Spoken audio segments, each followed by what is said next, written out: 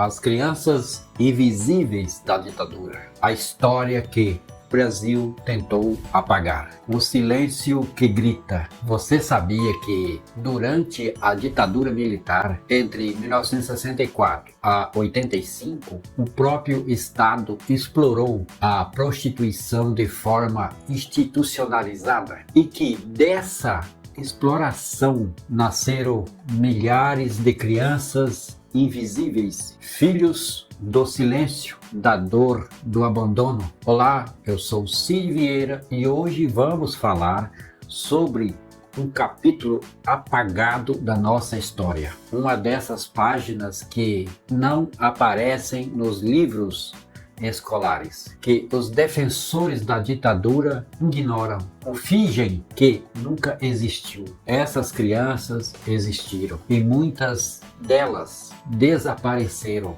não apenas fisicamente, mas da memória nacional. O Brasil fez de tudo para apagá-las. Mas hoje nós vamos romper esse silêncio. Antes de começar, já peço aquele apoio especial para você. Se você acredita na importância de trazer à tona essas verdades esquecidas, considere se tornar membro aqui do nosso canal. Isso ajuda muito a manter o nosso trabalho independente, crítico e sem amarras. E se você quiser dar aquele incentivo extra, tem o botão Valeu Demais aqui embaixo, também está ativado. Qualquer contribuição fará uma grande diferença para a gente continuar produzindo esse tipo de conteúdo que não se vê na grande mídia. Agora vamos à verdade, que eles tentaram esconder. A prostituição regulada pelo Estado entre moral, controle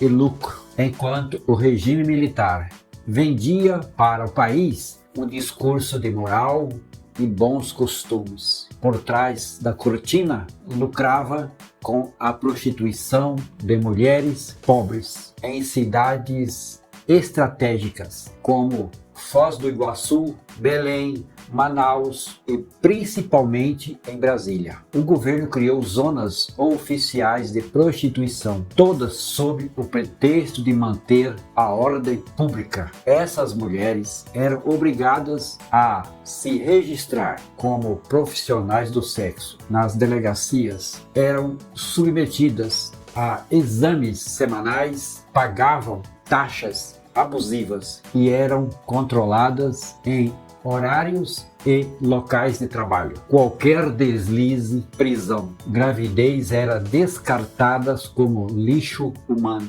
Era uma política de controle social, repressão de corpos femininos e, claro, uma fonte de renda para o Estado. Como nós já vimos em outro vídeo no nosso canal, você encontrará outro vídeo falando, explicando sobre a prostituição na ditadura militar. A prostituição era tolerada, desde que controlada e lucrativa. Os filhos indesejados do progresso. E quando essas mulheres engravidavam, começava um novo tipo de tragédia. Nasciam crianças sem pais reconhecido, sem registro, sem direito à assistência mínima do Estado. Algumas foram enviadas para abrigos precários, outras simplesmente desapareceram nos buracos administrativos e morais do sistema. Não estamos falando de casos isolados, estamos falando de uma política velada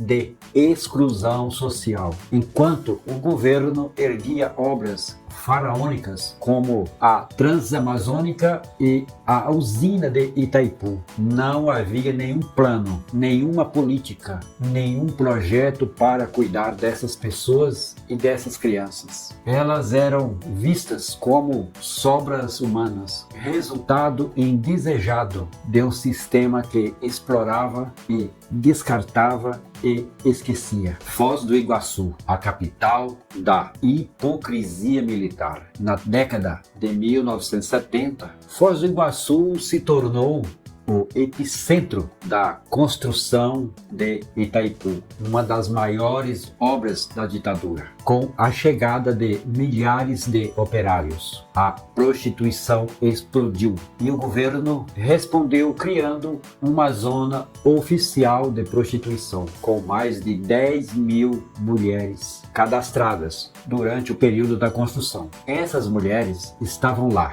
por escolha? Não, estavam lá por fome, por desespero, por falta de opções. Muitas vieram do Nordeste, atraídas por promessas de emprego que nunca chegaram. E os filhos que nasceram ali, filhos de militares, de policiais, de operários, foram tratados como lixo social. Muitos foram abandonados logo após o nascimento. Outros cresceram em orfanatos sem identidade. Alguns simplesmente desapareceram dos registros oficiais. O apagamento e silêncio, uma política de Estado. Essas crianças, filhas da ditadura, não constam nos registros oficiais. Elas não estão nos memoriais, nem nas reparações da Comissão da Verdade. São os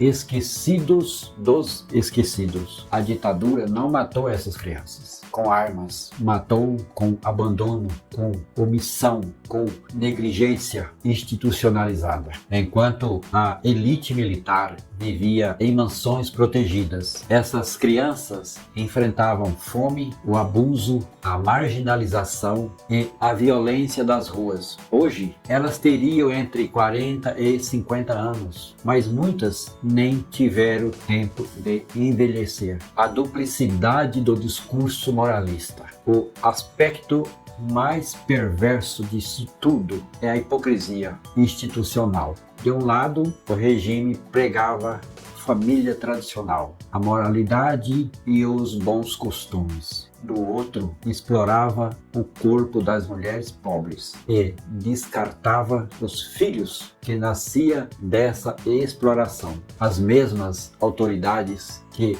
exigiam o registro das prostitutas prendiam mulheres por serem solteiras e grávidas. Mães solteiras eram vistas como desviantes, imorais, ameaças à sociedade. E as crianças, para o Estado, eram manchas que precisavam ser apagadas. Registros sumiram, identidades foram falsificadas, famílias foram separadas, histórias foram silenciadas e muitas mães foram separadas dos seus filhos e muitos filhos separados de suas mães. E não pense você que era só os filhos dessas mulheres que eram prostitutas ou que viviam nesses locais. Também teve centenas ou talvez até milhares de filhos de mulheres que foram presas ou que estavam grávidas ou que tinham filhos e que os seus filhos simplesmente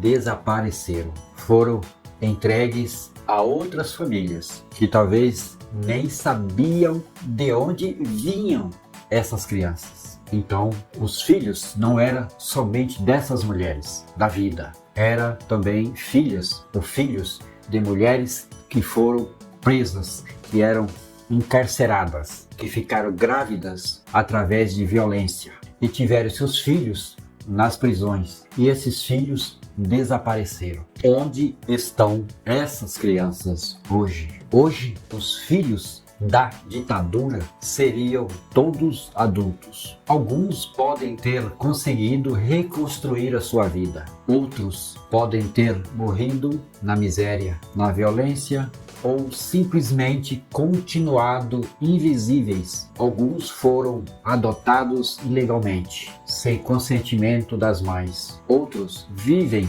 com perguntas que nunca foram respondidas. Quem é meu pai? Quem é minha mãe? Onde está minha mãe? Onde está o meu pai? Porque ninguém me contou a verdade. E o mais cruel, muitos nem sabem que fazem parte dessa história. E por que contar essa história? Porque contar essa história é um ato de justiça. Primeiro, porque desmonta o mito da ditadura benevolente. Os que dizem naquele tempo era melhor, eles não mencionam as crianças invisíveis, os registros apagados, a exploração sexual institucionalizada. Segundo, expõe a hipocrisia brutal do regime, um Estado que pregava moralismo enquanto explorava e descartava vidas humanas. Terceiro, mostra que a ditadura destruiu famílias e não protegeu, não acolheu e não cuidou. Eliminou quem não se encaixava no seu modelo social. E por último, porque essas crianças existiram e merecem ser lembradas. E para concluirmos, o rompimento do silêncio. Se você chegou até aqui, ajude a romper esse silêncio. Compartilhe esse vídeo, deixe seu comentário se você conhece alguém que viveu isso, ou se você é filho de uma história que nunca te contaram. Sua voz é importante. E não se esqueça, inscreva-se no canal, ative as notificações, a gente aqui fala o que precisa ser dito. Porque lembrar é resistir e nunca mais deixe o Brasil apagar quem ele tenta esquecer. Até o próximo vídeo e tchau!